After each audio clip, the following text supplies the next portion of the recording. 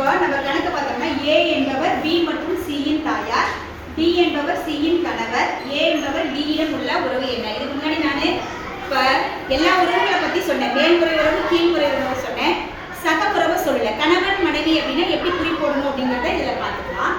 இப்போ ஏ என்பவர், ஏங்கிறது பிக்கும் சிக்கும் தாயார். பிக்கும் சிக்கும் யாரு? இவங்க அம்மா. இவங்க அம்மானா இப்போ என்ன போடுவேன்? பட்டம் போடுவியா, சதுரம் போடுவியா? பிக்கும் சிக்கும் ஏங்கிறவர் அம்மா.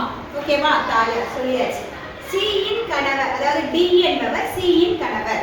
சியோட கணவர், சியோட கணவர். கணவர் அப்படின்னா இந்த மாதிரி இம்ப்ளைஸ் பண்ணணும். சரியா? இந்த மாதிரி குறி போட்டு கணவர் அப்படின்னாவே என்ன போடணும்? ஸ்கொயரா? ஸ்கொயர் போட்டு என்ன பண்ணணும்? டியை குறிச்சுக்கணும். இப்போ இது கணவர்னா இவர் யாரா இருப்பாங்க? மனைவியா இருப்பாங்களா? அப்போ மனைவியின் போது பெண் பால் தானே. அப்போ பெண் பாலாக இருக்கிறதுனால என்ன கொடுக்குவேன்? பாட்டம். சரியா? இப்போ அவங்க என்ன கேள்வி கேட்குறாங்க? ஏ என்பவர் டியிடம் உள்ள உறவு என்ன? ஏக்கும் டிக்கு என்ன உறவு? இவங்க ரெண்டு